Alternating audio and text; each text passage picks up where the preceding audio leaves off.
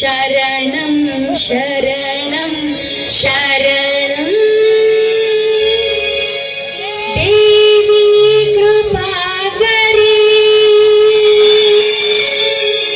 ಪಾಲಿಸು ಅನವರತ ತಾಯೇ ಶ್ರೀ ಗೌರಿ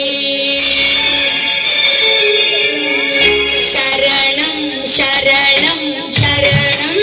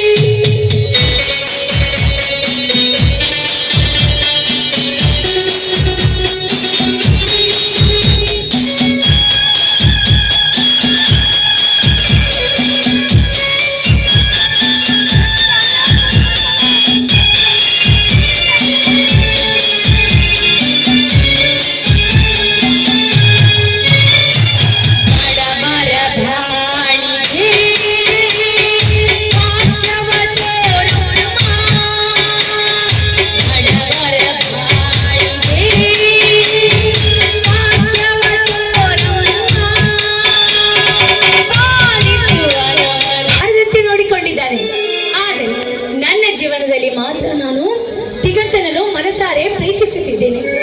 ಈ ಪ್ರೀತಿ ಶಾಶ್ವತವಾಗಿರಲೆಂತ ಹರಿಸುತ್ತಾಯಿ ಹರಸಿ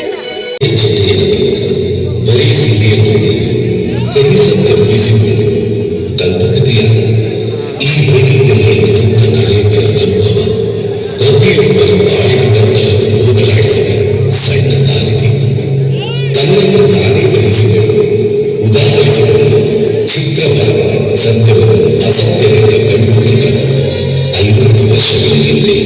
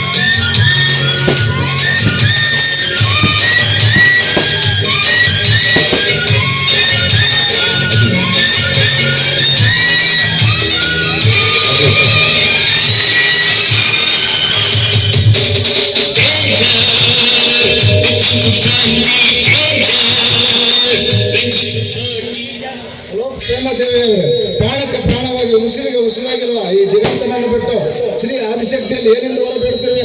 ಅದು ಒಂಟಿಯಾಗಿ ಒಬ್ಬಳೆ ಬಂದಿರುವೆ. ದಿಗಂತ್, ನನ್ನ ಉಸಿರಿಗೆ ಉಸಿರಾಗಿರುವ ನಿಮ್ಮನ್ನು ಬಿಟ್ಟು ಬೇರೇನೇ ಕೊಳ್ಳಲಿ. ಈ ನಮ್ಮ ಪ್ರೀತಿ ಯಾವಾಗಲೂ ದೂರಾಗದೆ ಶಾಶ್ವತವಾಗಿರಲಿ ತಾಯಿ ಅಂತ ಬೇಡಿಕೊಳ್ಳುತ್ತಿದ್ದೆ. ಅಂದ ಹಾಗೆ ಬನ್ನಿ, ಆ ತಾಯಿಯ ಪ್ರಸಾದ ತೆಗೆದುಕೊಳ್ಳಿ. ನಿಮ್ಮ ಪಾದ ಸೇವೆ ಮಾಡುವ ಭಾಗ್ಯ ದೊರಕಲಿ ಎಂದು.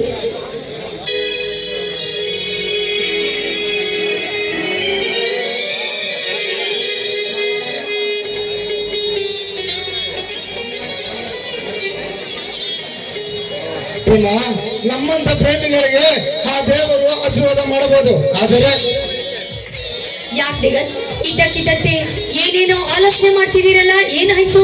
ಪ್ರೇಮ, ನಾನೊಬ್ಬ ಹೊಟ್ಟೆಪಾಡಿಗಾಗಿ ಬೀದಿಯಲ್ಲಿ ಹಮಾಲಿ ಮಾಡುವ ಕೂಲಿಕಾರ. ನೀನು ಸುಖದ ಸಂಪತ್ತಿಗೆ ಮೇಲೆ ಮೆರೆದವಳು. ನಿನ್ನಂತ ಶ್ರೀಮಂತ ಹೆಣ್ಣನ್ನು ನನ್ನಂತ ಬೀದಿ ಬಿಗರಿಗೆ ಕೊಟ್ಟು ಮದುವೆ ಮಾಡಲು ನಿಮ್ಮ ಅಣ್ಣ ಒಪ್ಪುವುದಿಲ್ಲ. ಯಾಕೆ ಹೀಗೆ ಹೇಳಿದಷ್ಟೇ. ನಾನೇನೋ ನಮ್ಮಣ್ಣನ ಕೇಳಿ ನಿನ್ನನ್ನು ಪ್ರೀತಿಸಿಲ್ಲ, ಸ್ವಂತ ಬುದ್ಧಿಯಿಂದ ನಿನ್ನನ್ನು ಪ್ರೀತಿಸಿದ್ದೇನೆ. ಅಂದ ಮೇಲೆ ಸ್ವಂತ ಬುದ್ಧಿಯಿಂದಲೇ ನಿನ್ನನ್ನು ಮದುವೆ ಆಗುತ್ತೇನೆ. ಪ್ರೇಮ, ಮೊದಲು ನೀನು ಮದುವೆ ಆಗಬೇಕು. ಈಗ ನಾನು ಏನ್ ಮಾಡ್ಬೇಕು ಅಂತೀಯ? ನೀನು ಮೊದಲು ಮದುವೆ ಆಗಬೇಕು ಪ್ರೇಮ. ಏನಿದು ದಿಗಂತ್, ಇಷ್ಟೇನಾ ನಾನು ನಮ್ಮ ಪ್ರೀತಿಯನ್ನು ಅರ್ಥ ಮಾಡ್ಕೊಂಡಿರೋದು? ಪ್ರೇಮ, ನಿನ್ನ ಮುಂಬಾಳು ಬೆಳಗಬೇಕಂದ್ರೆ ಆ ನಿನ್ನ ಅಣ್ಣ ನೋಡಿದವರನ್ನು ನೀನು ಮದುವೆ ಆಗಲೇಬೇಕು. ಆಗಲೇ ನಿನ್ನ ಬಾಳು ಚೆನ್ನಾಗಿರುತ್ತೆ ಎಂಬುದೇ ನಮ್ಮ ಅಭಿಪ್ರಾಯ. ದಿಗಂತ್, ದಯವಿಟ್ಟು ನೋಡು, ಬಾಲ್ಯದಿಂದಲೂ ನಮ್ಮಿಬ್ಬರ ಪ್ರೀತಿಯ ಸವಿರುಚಿ ಉಂಡವಳು ನಾನು. ದಯವಿಟ್ಟು ಈ ರೀತಿ ನನ್ನ ಪ್ರೀತಿಯನ್ನ ಕೊಲ್ಲಬೇಡ. ಏ ಹುಚ್ಚಿ, ನಮ್ಮಿಬ್ಬರ ಪ್ರೀತಿಯನ್ನು ನಿಮ್ಮ ಅಣ್ಣ ಒಪ್ಪಿಕೊಳ್ಳುವುದಿಲ್ಲ. ಮೇಲಾಗಿ ಇದೇ ದೊಣ್ಣಳ್ಳಿಯಲ್ಲಿ ಕೂಲಿ ನಾಲಿ ಮಾಡಿಕೊಂಡು ತಿನ್ನಲು ನಿಮ್ಮ ಅಣ್ಣ ಬಿಡುವುದಿಲ್ಲ. ಅದಕ್ಕೆ ಈಗ ಹೇಳಿದೆ ಅಷ್ಟೇ. ದಿಗಂತ್, ನೀನೇ ನನ್ನ ಸರ್ವಸ್ವ ಎಂದು ತಿಳಿದುಕೊಂಡಿದ್ದೇನೆ. ನಿನಗಾಗಿ ನನ್ನ ಸರ್ವಸ್ವವನ್ನೇ ಅರ್ಪಿಸಿದ್ದೇನೆ. ದಯವಿಟ್ಟು ನನ್ನನ್ನು ನಿರಾಕರಿಸಬೇಡ ಪ್ಲೀಸ್. ಪ್ರೇಮ, ನಿನ್ನ ಪ್ರೀತಿಯ ನಶೆ ನನ್ನ ತಲೆಗೇರಿದೆ. ಈ ನಿನ್ನ ಪ್ರೀತಿಯ ನಶೆಯನ್ನು ಇಳಿಸುವೆಯಾ? ಈಗ ನಿನ್ನ ಪ್ರೀತಿಯ ನಶೆ ಇಳಿಯಲು ನಾನೇನ್ ಮಾಡ್ಬೇಕು? ಈ ನಿನ್ನ ನಲ್ಲನ ಜೊತೆ ನವಿಲಿನಂತೆ ನರ್ತಿಸಬೇಕು ಪ್ರೇಮ. ಹಾಗೆ ಆಗಲಿ, ನಾನು ನವಿಲಿನಂತೆ ನರ್ತಿಸುವೆ. ಆಯ್ತೆ ನನ್ನ ರಾಜ. Thank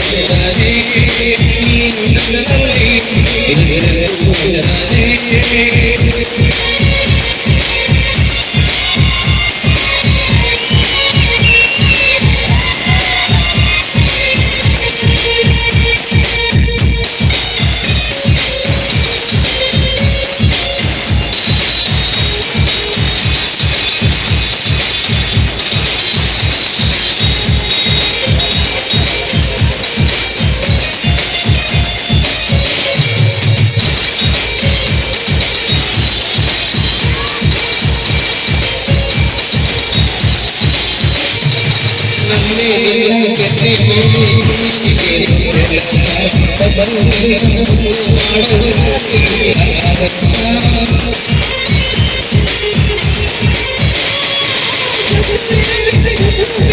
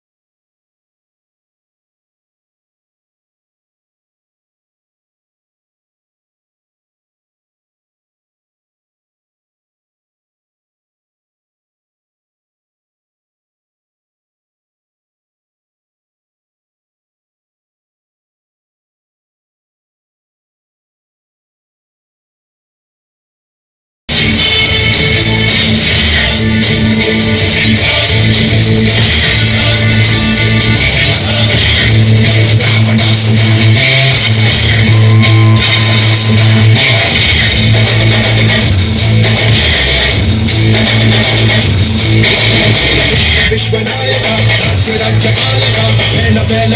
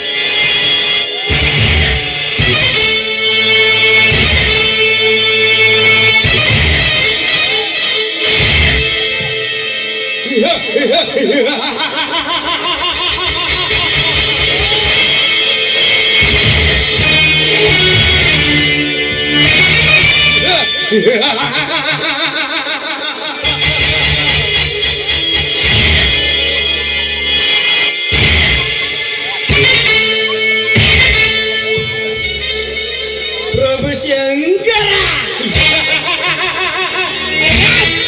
ಈಶ್ವರ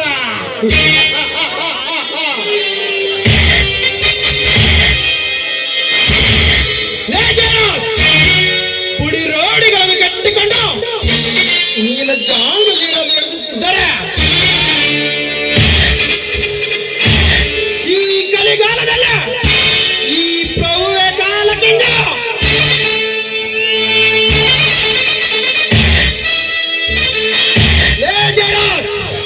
ನೀನು ಈ ಕಲಿಯುಗದಲ್ಲಿ ದುರ್ಯೋಧನಂತೆ ಗರ್ಜಿಸಿದರೆ ಮುಂದಿನ ಸನ್ನಿವೇಶದಲ್ಲಿ ಭೀಮನಾಗಿ ನಿನ್ನ ತೊಡೆ ಮುರಿದಿದ್ದರೆ ನನ್ನ ಹೆಸರು ರಾಜನಲ್ಲ.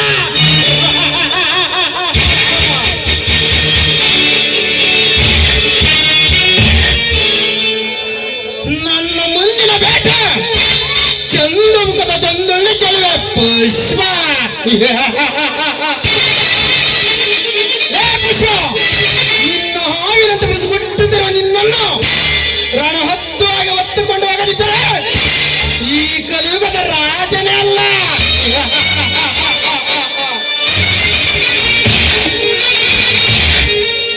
ಪ್ರೇಮ,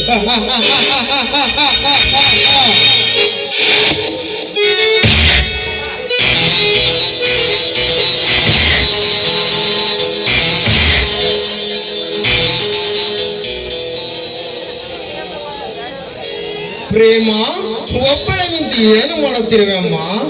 ಅಣ್ಣ, ಇವತ್ತು ಶ್ರಾವಣ ಮಾಸದ ಮೊದಲ ಮಂಗಳವಾರ ಅಲ್ವೇ? ಅದಕ್ಕೆ ಆದಿತ್ಯ ಪೂಜೆಗೈದು ಹೀಗೆ ಪ್ರಕೃತಿ ನೋಡುತ್ತಾ ನಿಂತಿದ್ದೆ ಅಣ್ಣ. ಪ್ರೇಮ, ನಿನ್ನ ಅಣ್ಣನ ಪೂಜೆ ಪುರಸ್ಕಾರ ಅಂದ ಇಷ್ಟವಾಗಲಿಲ್ಲ, ನಿನಗೆ ಗೊತ್ತಿದೆ ತಾನೆ? ಅಣ್ಣ, ಆ ಆದಿಶಕ್ತಿಯ ಕೃಪೆಯಿಂದಲೇ ನೀನು ಕುಬೇರನಾಗಿದ್ದು ಮತ್ತೆಂತ ಕಾಡ್ತಿದೆ. ಈ ಕಲ್ಯಾಣದ ಕುಬೇರ ಮನೆಯಲ್ಲಿ ಲಕ್ಷ್ಮಿ ದಾನ ಮಾಡುತ್ತಿರುವಾಗ ನೀನು ಪೂಜಿಸಿರುವ ದೇವ ಕೊಡಲಿಲ್ಲ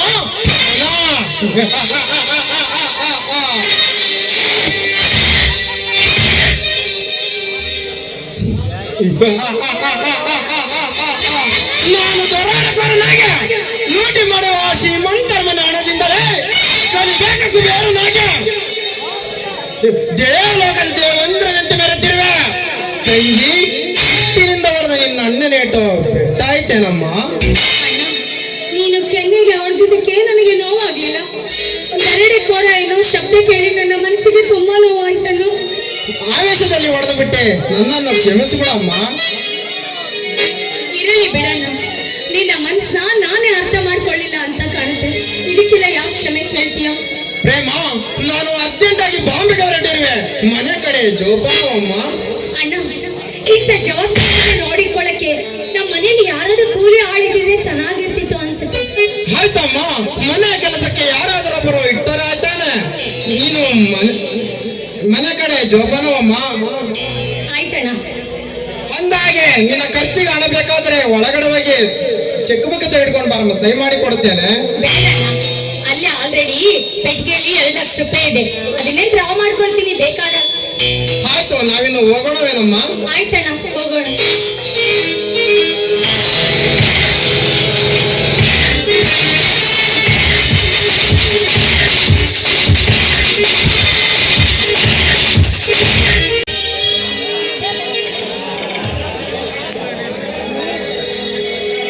ಎಲ್ಲಿರುವೆ ಬಾರಿ, ಕನಸಿನ ಪ್ರೇಮಿಯು ನಿನಗಾಗಿ ಕಾದಿರುವನು. ಕೋಗಿಲೆ ಅಂತ ನನ್ನ ಒಳ ಧ್ವನಿಯು ಸಂಪಿಯ ಕೂಡ ತೆರೆದು ಈ ತಂಗಾಳಿ ಬೀಸು. ನವಿಲು ಕೂಡ ನನ್ನ ಪ್ರೇಮಿಯ ನಡೆಯ ಕಂಡು ನಾಚಬೇಕ. ಆಡುವ ಹಂಸ ಕೂಡ ನೀರೆಲ್ಲ ತೇಲಾಡಬೇಕು ನನ್ನವಳ ಸಿರಿಸೊಬಗನ್ನು ನೋಡಿ. ಆನೆ ನಾಚಬೇಕು, ಕಾಡಿನಲ್ಲಿರುವ ಬಿದಿರಿನ ಶಬ್ದವೂ ಕೂಡ ನನ್ನವಳ ಕಾಲ್ಗಜ್ಜೆಯ ಸಪ್ಪಳಕ್ಕೆ ನಾಚಿ ನಿಲ್ಲಬೇಕು. ಇಂಥವಳನ್ನು ಪ್ರೇಯಸಿಯಾಗಿ ಪಡೆದರು ನಾನೇ ಪುಣ್ಯವಂತ.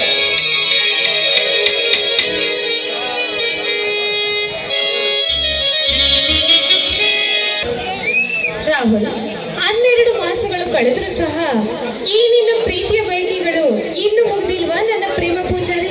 12 ಮಾಸಗಳಲ್ಲ ಪುಷ್ಪ, 12 ಯುಗಗಳು ಕಳೆದರು ಮರೆಯುವ ಮನಸ್ಸು ನನ್ನದಲ್ಲ. ಕಡಲಿನ ತೀರದಲ್ಲಿ ಚಿನ್ನದಂತ ಮುದ್ದಾದ 2 ಅಕ್ಷರಗಳನ್ನು ಬರೆದಿದ್ದೇನೆ. ಅಯ್ಯೋ ಹುಚ್ಚ, ನೀನು ಈ ರೀತಿ ಎಲ್ಲ ಮಾತನಾಡಿದ್ರೆ ಹೇಗೆ ಹೇಳು?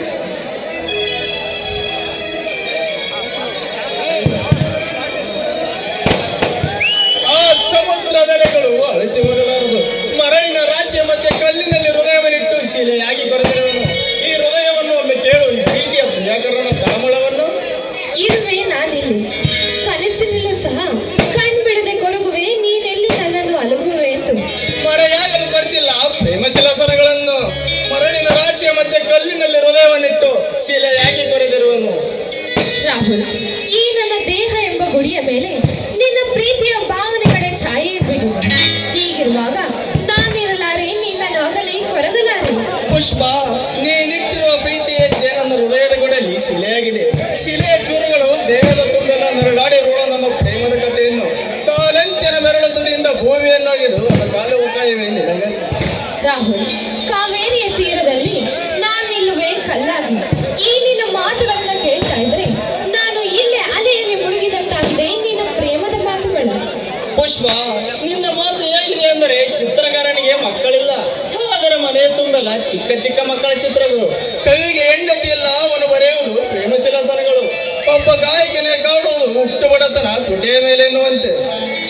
ಅಂದರೆ ನಿನ್ನ ಮಾತಿನ ಅರ್ಥ? ಹೇ ಉಚ್ಚಿ, ಪ್ರೇಮಿಗೆ ಪಕ್ಕದಲ್ಲಿರುವ ಪ್ರೇಯಸ ಜೊತೆ ಮನಬಿಚ್ಚ ಅವಳ ಸೌಂದರ್ಯವನ್ನು ಸವಿಯುವ ಛಲ. ಓಹೋ, ನನಗೀಗ ಅರ್ಥ ಆಯ್ತು ನಿನ್ನ ಪ್ರೀತಿಯ ರೋದನೆ. ಅರಳುವ ಹೂವಿನ ಜೊತೆ ತುಂಬಿ ಬೆರೆತಾಗಲೇ ಆ ಹೂವಿಗೆ ಬೆಲೆ ಸಿಗಬಹುದು. ಹಾಗಾದರೆ ಈಗ ನಾನೇನು ಮಾಡಲಿ? ಈ ವಜ್ರನ ಜೊತೆ ನರ್ತಿಸಬೇಕು.